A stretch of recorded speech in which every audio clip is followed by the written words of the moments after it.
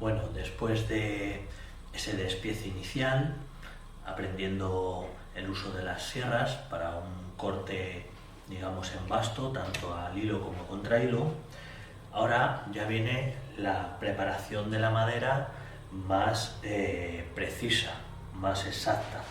Ahora vamos a dimensionar todas las piezas que ya son componentes del mueble a su medida definitiva y exacta para poder luego hacer ensambles y mecanizados varios. Entonces, ya teniendo piezas más manejables, más asequibles para trabajar a mano, pues el siguiente paso es empezar a cepillar. Todo es básicamente trabajo de cepillado y a lo mejor algún corte con la sierra, simplemente. Pero antes de cepillar, antes de pasar a usar los cepillos, debemos tener unos conceptos claros. Entonces, he apuntado por aquí algunas cosas que ya podemos saber y algunas para refrescar. Lo primero es conocer los planos de corte de la madera. Y esto es muy importante porque son planos de corte. Entonces, el plano transversal, como apunto aquí, siempre va a ser la testa, ¿vale? Entonces, el plano transversal visto va a tener este aspecto, según el corte que saquemos del tronco. Una pieza, una tabla, un listón, el plano transversal son las testas y eso significa esta superficie, no el extremo, sino esta superficie. Esto que toca aquí y esto que toca aquí siempre es el plano transversal, no hay pérdida y lo llamamos testa o tope. Eso es, por un lado, lo primero que tenemos que saber. Luego, el plano tangencial, aquí sí puede resultar un poquito más lioso, ¿vale? Es el plano donde los anillos, ¿vale? Si miramos la testa y observamos los anillos de crecimiento, ¿vale? Pues caen, aunque tengan esa curva, pero están dispuestos de forma paralela a las caras. Las caras, vamos a llamarlo, a las superficies más anchas de una pieza. Entonces están paralelos tanto arriba como abajo. Y el dibujo que vamos a ver en esas caras, en la parte más ancha, pues van a ser como arcos y algunas líneas. Ese es el plano tangencial. Y luego está el plano radial, que es el que se da en un despiece al cuarto. Entonces, el plano radial es cuando los anillos caen perpendiculares a las caras, a las superficies más anchas de una pieza. Entonces, el dibujo que vemos en la testa lo vamos a identificar porque los anillos, esas curvitas, están perpendiculares a las superficies más anchas. Y el dibujo que vamos a ver en la cara, en las superficies, pues van a ser líneas, va a ser un dibujo muy homogéneo, ¿vale? A diferencia del tangencial, que vamos a ver pues esas aguas, esa figura de la madera, esa veta que decimos comúnmente, pues una forma más propia de la madera. Y en el plano radial es un dibujo más homogéneo, más simple, por así decirlo, ¿vale? Eso son lo primero que debemos identificar. Entonces, si nosotros cogemos nuestra pieza, esos tres planos los identificamos. La testa no tiene pérdida, porque siempre es transversal al árbol. El árbol sería esto, lógicamente, a lo largo, y este es el plano transversal, la testa. El plano tangencial, tendríamos que mirar la testa, ¿vale? Y ver cómo están los anillos. Si están paralelos a las caras, entonces las caras son el plano tangencial. Si estuvieran perpendiculares, entonces sería el plano radial. En este caso, como están paralelos a las caras, como decimos, son el plano tangencial y los cantos, ¿vale? Las partes estrechas, las superficies estrechas de una pieza las llamaremos cantos, ¿vale? Tanto este como este, siempre son 2 a 2, es la superficie radial, porque siempre esos planos siempre están en una pieza, siempre va a haber los 3 planos de corte. La cuestión es dónde caiga el plano tangencial y el plano radial, que a veces puede estar en las caras y a veces puede estar en los cantos, ¿vale? Eso hay que estudiarlo y reflexionarlo hasta entenderlo bien, para identificar esos planos y saber dónde trabajamos. A continuación, bueno, podemos establecer cómo llamamos a esas superficies exactamente. Entonces, las caras ya sabemos que son las partes más anchas, los cantos las partes más estrechas, ¿vale? Como indicamos aquí, los cantos van a ser los de los lados, las caras las partes más anchas y las testas lo que define los puntos extremos en su longitud. Ahora, aquí lo que hay que aprender y diferenciar bien es cuál coincide con la cara de duramen y cuál coincide con la cara de albura. Eso es lo que debemos apreciar en nuestras piezas. Entonces nosotros vamos a mirar la testa igualmente. La testa es como un mapa del árbol y de las piezas. Entonces, según cómo estén dispuestos los anillos, vamos a ver que el punto alto del anillo, donde la curva del anillo, está en una cara o en otra, y como ya sabemos por la información anterior, de capítulos anteriores, pues esa sería la cara de albura. Y la otra cara, que queda hacia el interior del árbol, sería la cara de duramen. Igual que apunto aquí, aquí se ve la cara de duramen, es la de abajo, porque los anillos están colocados de tal manera que hacia esa cara estaría la médula del tronco, extrayendo la pieza del tronco. Eso es lo que hay que entender y eso hay que ver la información anterior.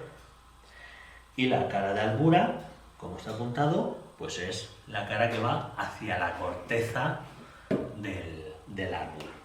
Identificado esto, ya conocemos cómo son los planos y las superficies. Eso es vital para entender la pieza que trabajamos. Dicho esto, ya podemos dar un paso hacia adelante, hacia ese cepillado que hablamos, y ahora hay que explicar lo que son las superficies de referencia, que está apuntado ahí abajo.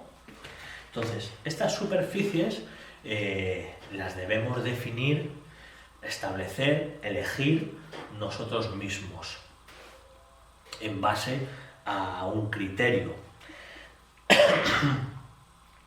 El criterio se basa en varios aspectos, como tengo apuntado aquí.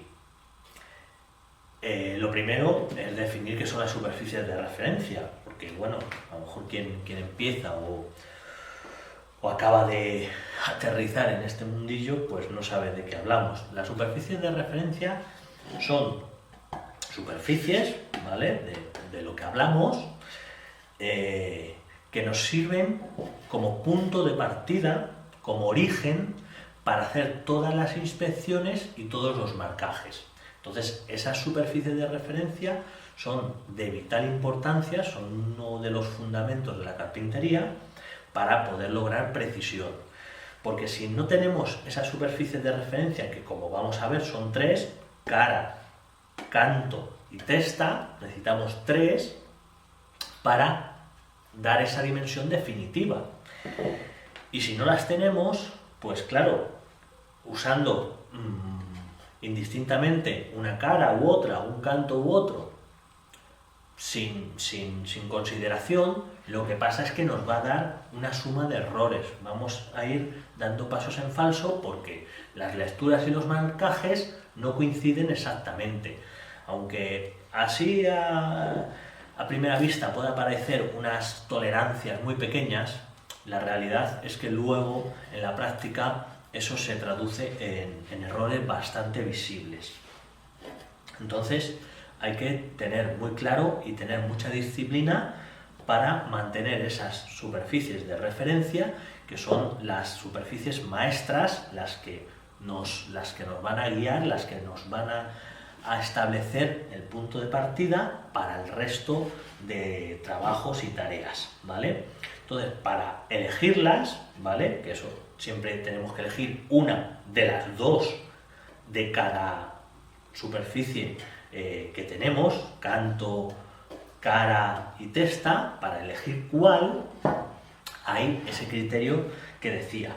Entonces, el primero, que es prácticamente invariable, salvo alguna excepción, es que van a ser las superficies interiores, las superficies que van hacia adentro del mueble, o hacia atrás, o hacia abajo, en definitiva, que no se ven, las que no son vistas.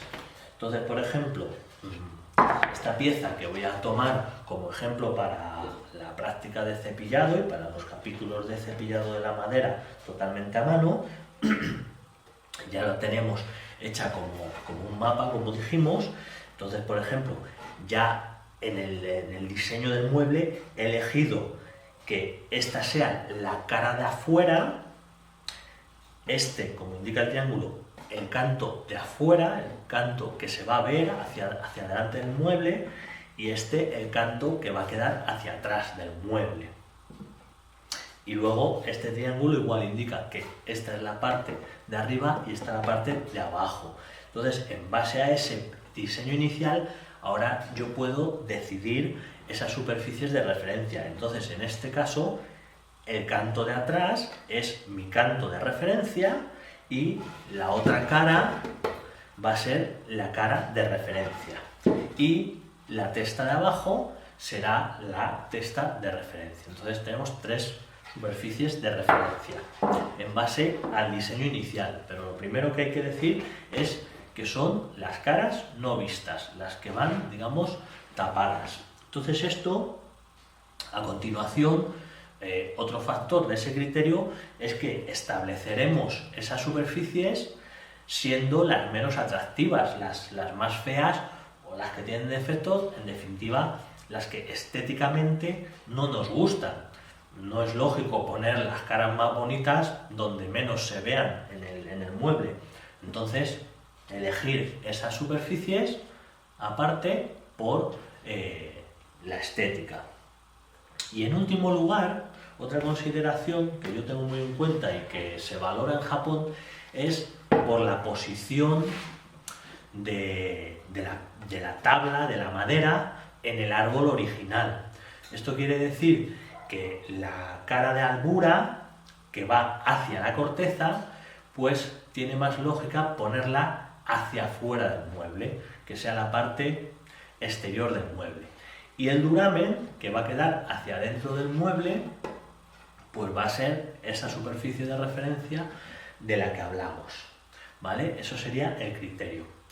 Pero lo que sí es cierto es que, indistintamente de esta consideración sobre la posición de la madera en el árbol, me parece más relevante y más práctico valorar que a la hora de seleccionar esas superficies nos basemos por la estética, porque al fin y al cabo un mueble es un elemento práctico que tiene su función, pero al mismo tiempo es parte de la decoración de una estancia. Entonces la estética es muy importante y queremos que nuestros muebles sean lo más bonitos posibles.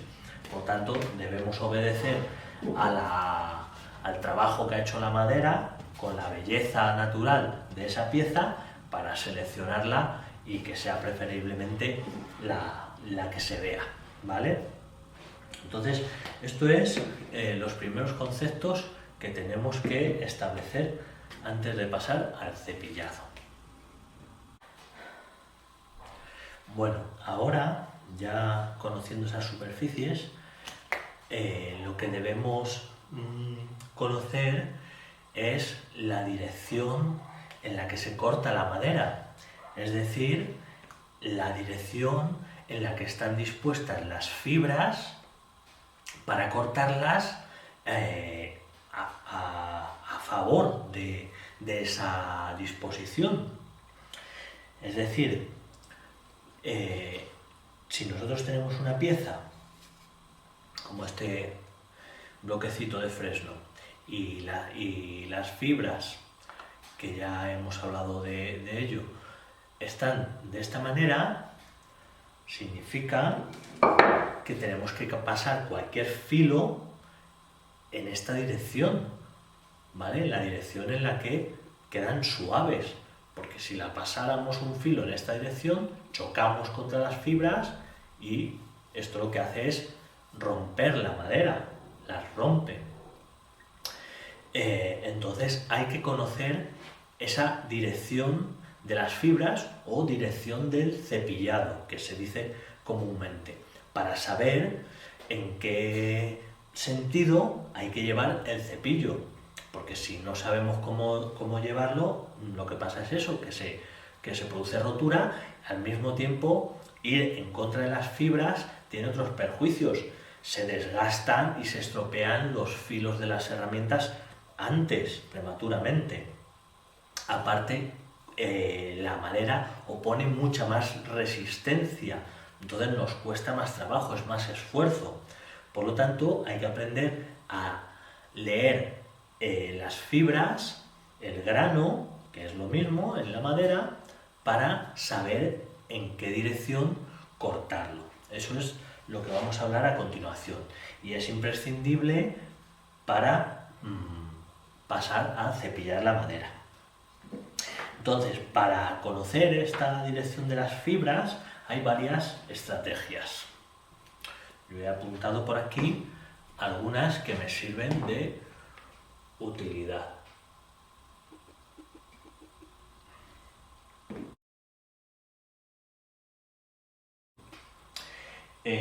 La primera manera de ver en qué sentido cepillar la madera, podríamos decir que es simplemente a la vista.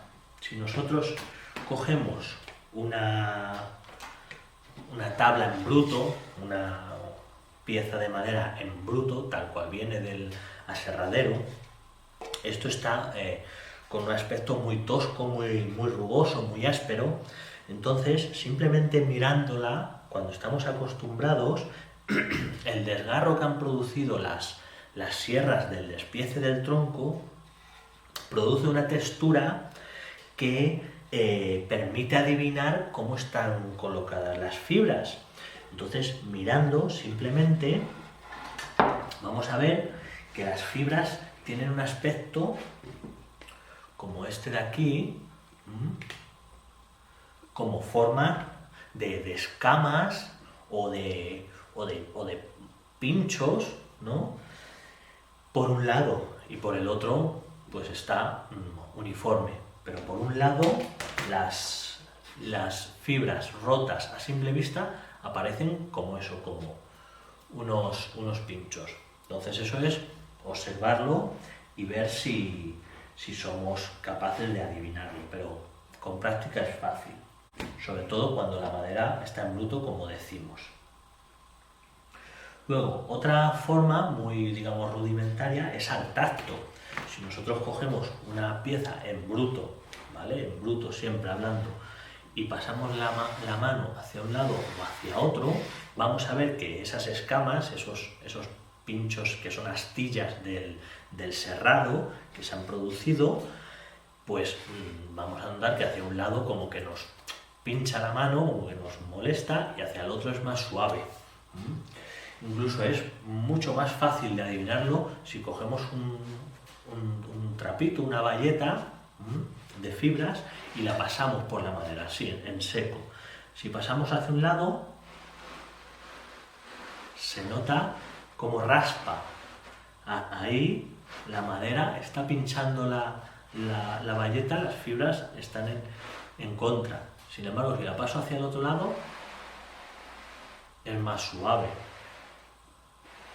Aunque lógicamente es una superficie áspera, pero se nota que hacia un lado no se engancha, digamos, la bayeta no se engancha en la madera, y hacia el otro es como un velcro, se queda ahí clavado. Entonces es una manera súper simple de adivinar esa dirección de cepillado. Entonces obviamente se deduce que si la bayeta al pasarla en este sentido se engancha, ¿vale? Se clava, y al pasarla en este sentido va suave, pues significa que el cepillo tenemos que pasarlo en este sentido, hacia allá. Tenemos que coger el cepillo,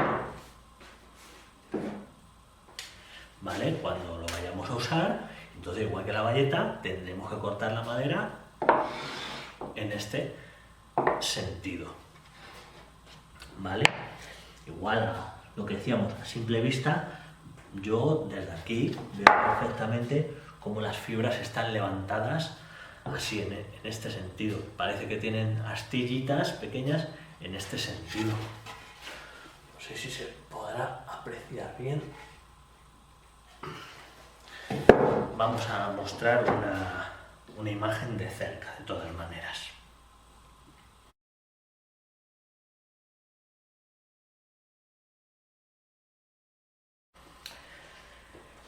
Bueno, al tacto, igual. Luego, otra manera de ver en qué dirección pasar el cepillo, obviamente, sería por el desgarro, o sea, lo que se diría por prueba y error, es decir, por equivocación. Si yo no miro otra cosa y cojo el cepillo y lo paso en un sentido y la madera se rompe, vemos que las fibras se parten y aparecen pues superficies ásperas, toscas, pues significa que lo estoy pasando mal. Entonces tendré que darle la vuelta al cepillo y pasarlo en el sentido correcto. En este caso el cepillo es así, entonces así la madera quedaría suave, pulida y brillante, ¿vale?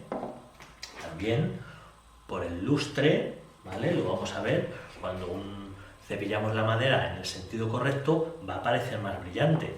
Si vamos en contra de las fibras, en este sentido, aparte de que se rompan las fibras, va a parecer completamente opaco, va a parecer sin brillo, mate, muerto, ¿vale? Sin luz, la madera. Eso también. Y luego también lo podemos deducir en este sentido por la oposición que hace la madera. Como digo, si yo cepillo en contra de las fibras, voy a tener que hacer más fuerza, voy a sentir que la madera como que está frenando el cepillo, ¿vale? Cuando lo pasamos en el sentido correcto, va a ir muy, muy suave y no va a causar mayor esfuerzo, a no ser que lo estemos haciendo mal por un mal afilado, porque la cuchilla está muy sacada y estamos cepillando una viruta muy fuerte, por un mal ajuste de la base. Bueno, pero eso ya son otros problemas, no es lo que estamos hablando aquí, ¿vale? Eso sería, como decimos, otra manera de ver esa dirección de cepillado, simplemente pues por error. Pero bueno, eso no es malo cuando la pieza está en bruto y tenemos margen de cepillado, es decir, que si yo me equivoco, lo paso mal y se rompe la madera, como podemos ver, por ejemplo, aquí, aparte de poner unas imágenes, vamos a mostrarlo.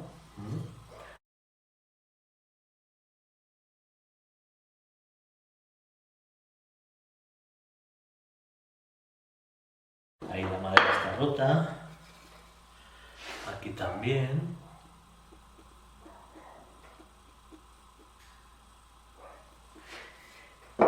Aparte de verlo, pues bueno, tenemos ese margen que luego ya sabemos que le damos la vuelta al cepillo y no pasa nada, porque como tenemos que quitar bastante masa leñosa, pues no pasa nada, porque con los siguientes cepillados se va a arreglar.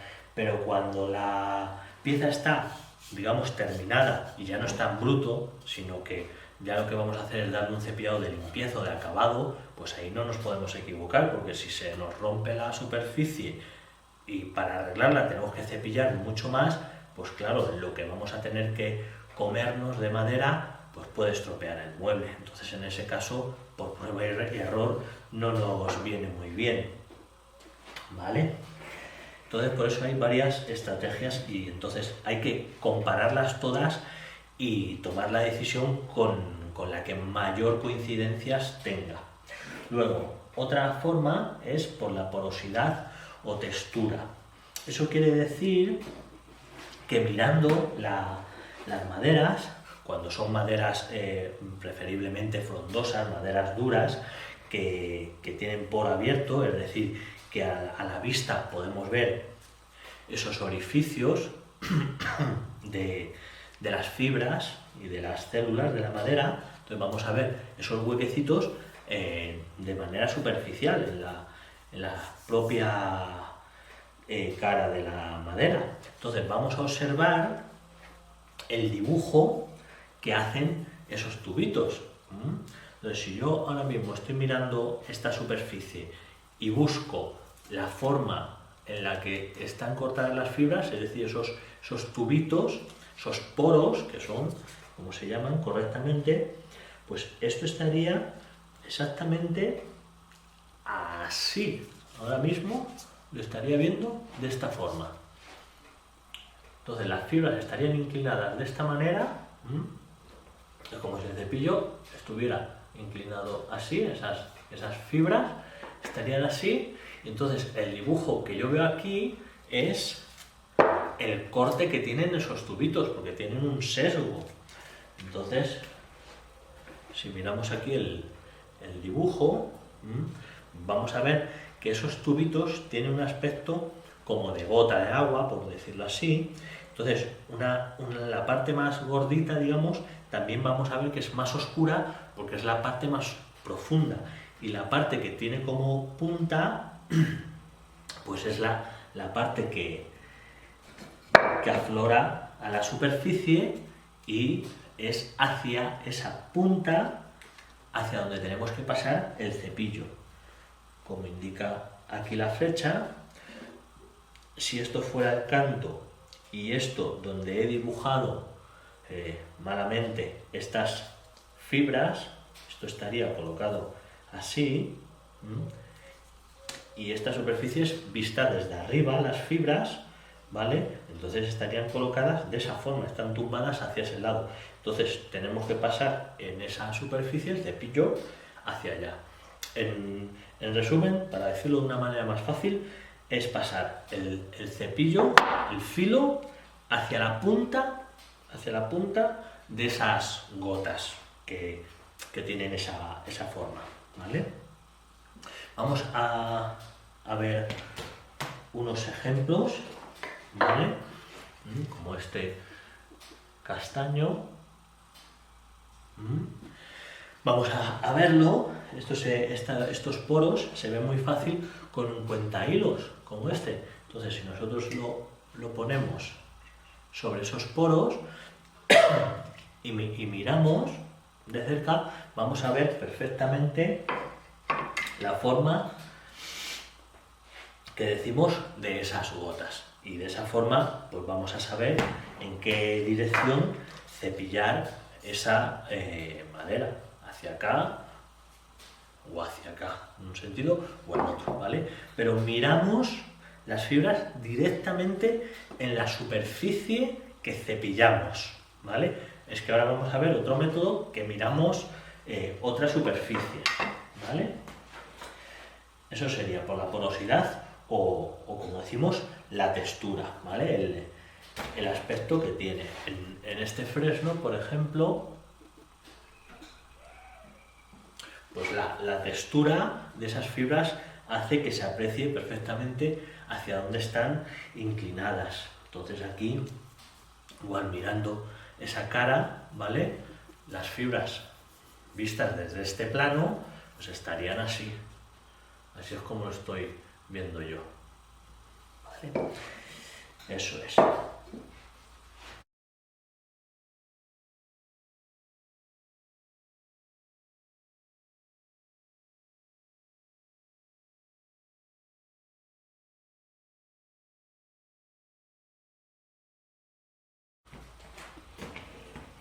Ahora, por el crecimiento del árbol. ¿Vale? Por el crecimiento del árbol quiere decir cómo están dispuestos los anillos y esos anillos que anteriormente, en capítulos anteriores, los hemos asemejado a conos superpuestos, y de esa manera entonces las fibras tienen un crecimiento y tienen una caída en el árbol. Digamos que la albura, el cepillo, caería hacia las raíces y por el duramen ascendería a la copa del árbol. Entonces, ¿eso cómo lo vemos de una manera práctica? Nosotros cogemos una pieza, ¿vale? Esto es útil y efectivo en una pieza de corte tangencial, por eso hablábamos de esa información anteriormente. Entonces es necesario, porque es donde vamos a ver los círculos concéntricos o los arcos que forman los anillos y los arcos que los anillos forman en las caras, dando lugar a esa veta, ¿vale? A esa figura. Estos arcos, estos dibujos, pues son la veta que forman los anillos, pero en los cortes tangenciales. Entonces, para aplicar este método es necesario que la pieza sea así, que es lo más común y lo más general. Igual que, por ejemplo, esta, pues igual este castaño igual se puede ver porque tiene figura, tiene esos arcos, entonces no hay problema. ¿Cómo lo hacemos? Bueno, primero miramos la testa, ¿vale? Y adivinamos, establecemos, como ya sabemos, cuál es la cara de albura, ¿vale? Esta sería la cara de albura y esta la cara de duramen. Eso es indiscutible, o sea, no hay otra opción porque es así el árbol. Ahora vamos a ver cómo se pasaría el cepillo. A continuación vamos a mirar los arcos que tienen las caras, ¿vale? Y lo vamos a contrastar con los arcos de la testa. Y esto se hace de esta manera. Aquí tenemos la testa, ¿vale? Vamos a ponerlo igual que está aquí, ¿vale? Vemos, aquí está la testa con esta forma y aquí está la testa con esa forma. Aquí está la cara de albura, como apunto, que tiene esta forma. Ahora estaremos mirando así, albura y albura. Bueno, pues en la albura el cepillo siempre se pasa contra la punta o contra la cúspide de esos arcos, ¿vale? El cepillo va contra los arcos, contra la forma de los arcos. Entonces, en esta pieza que decimos que es la albura, el cepillo iría así, contra los arcos, ¿vale? Es tan sencillo como eso. Establecer duramen y albura y saber que siempre es matemático en la albura, el cepillo contra los arcos, en este sentido, contra los arcos. Y ahora, en el duramen, ¿vale? Establecemos igual, aquí está la pieza colocada aquí, si le damos la vuelta así, ahora vemos que los arcos caen, digamos, hacia abajo. Este es el duramen, ¿vale? Pues el duramen al revés. El cepillo va hacia la punta, no en contra, sino hacia la punta o hacia la cúspide de esos arcos, ¿vale? En ese sentido. Es tan sencillo como eso. Lo que pasa es que la primera vez que lo escuchas, pues probablemente que suena un poco lioso. Pero es tan sencillo como acordarse de eso. Albura y duramen. Identificarlo, lo primero, obviamente. Y a continuación, saber. En la albura, contra los arcos. En el duramen, hacia los arcos, hacia la punta de los arcos, ¿vale? Y eso sería por el crecimiento del árbol. Y ahora, por último, una lectura que es totalmente fiable, pero que resulta un poquito confusa o difícil de ver a veces. Bueno, pues la sexta estrategia que yo propongo sería observando la inclinación de las fibras, ¿vale? Esto quiere decir que si yo miro, a ver, por ejemplo, esta pieza, si yo miro el canto, ¿vale? Vamos a ponerlo aquí.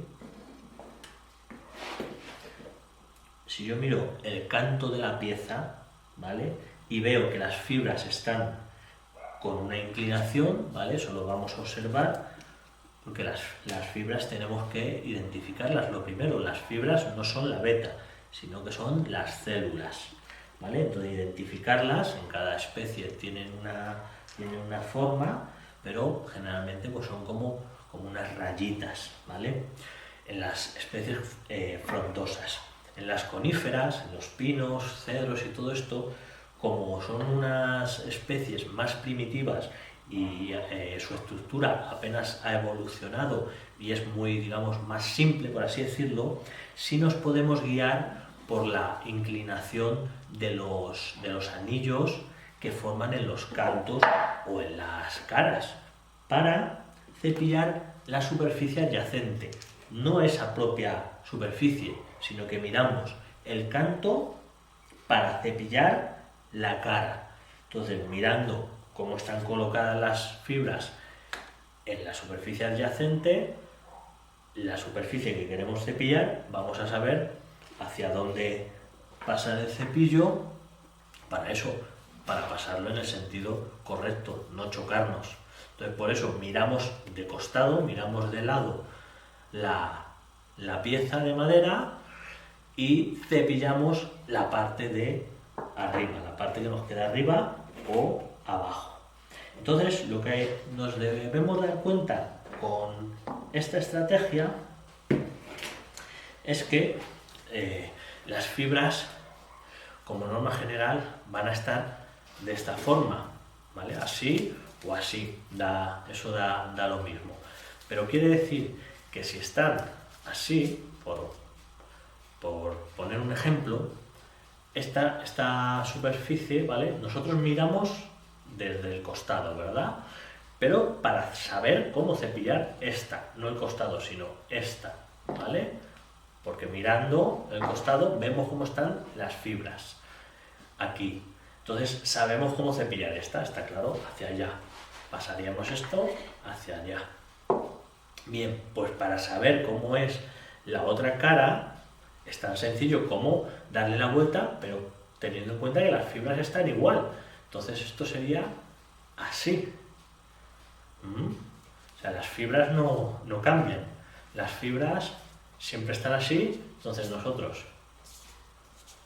le demos la vuelta así, le demos la vuelta así, o le demos la vuelta así, las fibras siempre tienen su posición, las fibras no bailan, ¿vale? Entonces, una vez que las fibras sabemos cómo están colocadas respecto del plano del canto, pues movamos la pieza hacia donde la movamos, las fibras se van a mover, no se van a mover, es que tienen solo una posición.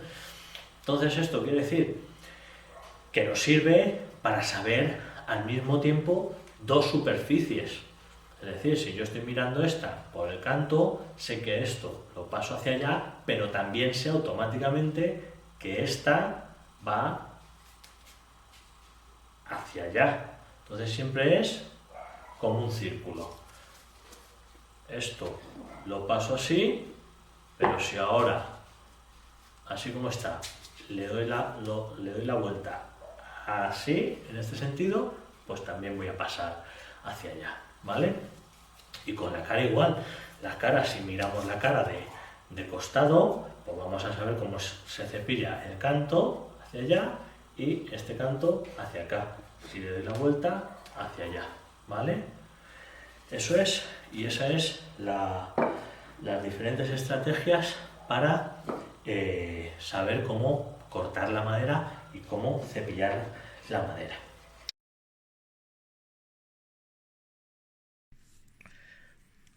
Aquí vamos a mostrar ese ejemplo de las fibras.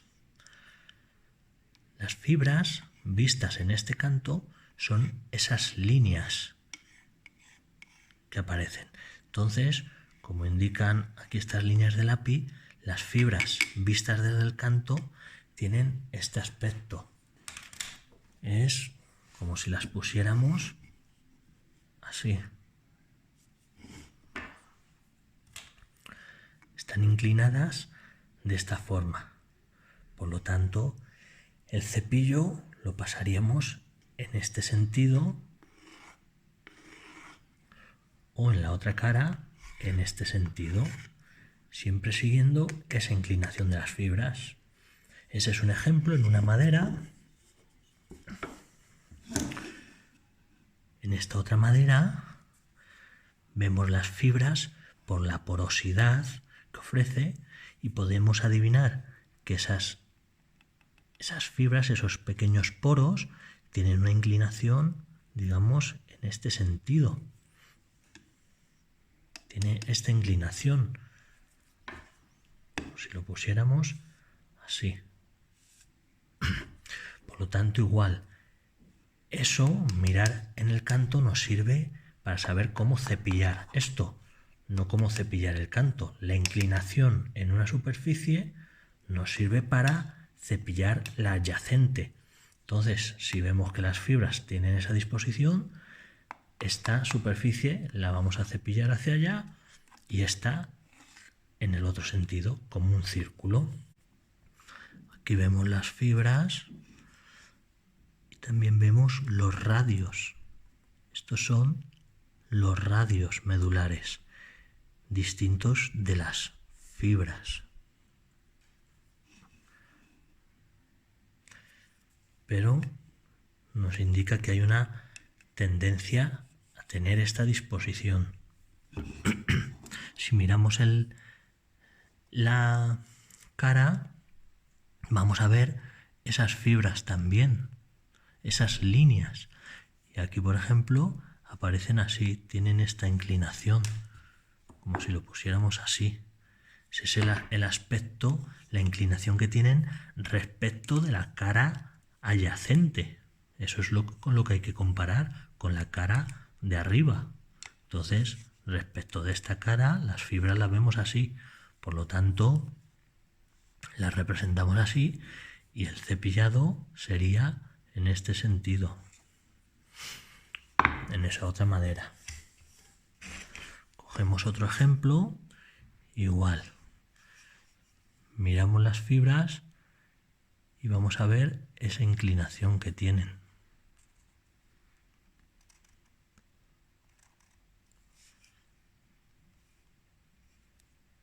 Entonces aquí estarían en este otro sentido. Este canto hay que cepillarlo hacia allá. Eso es lo que significa mirar la dirección del cepillado mediante las fibras. Aquí igual. Las fibras las adivinamos por esos poros, esas son las fibras, esas líneas en forma de huequecitos, y aquí estamos viendo que están así. Igual la tendencia, la mayor tendencia es que las fibras están con esta disposición. Entonces pasaremos el cepillo en ese sentido. El cepillo lo pasaremos ahí.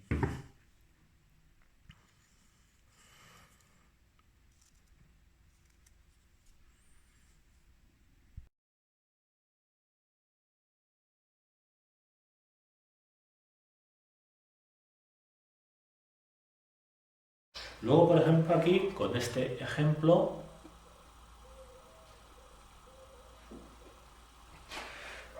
se ve claramente que si tomamos un círculo, al cepillar, siempre las fibras, ¿vale?, van a ir a favor de la disposición en el árbol. Es decir, si cortamos en este sentido, pues va a estar bien, porque vamos a favor de las fibras. Pero si cortamos en este sentido, o así colocado, mejor dicho, ¿vale?, en este sentido, chocamos contra las fibras. Si cortamos en este sentido, como indica la flecha, vamos a favor de las fibras. Y aquí igual. En este sentido vamos a favor, pero en este sentido vamos en contra, ¿vale? Eso es tan útil para el cepillado como para formones.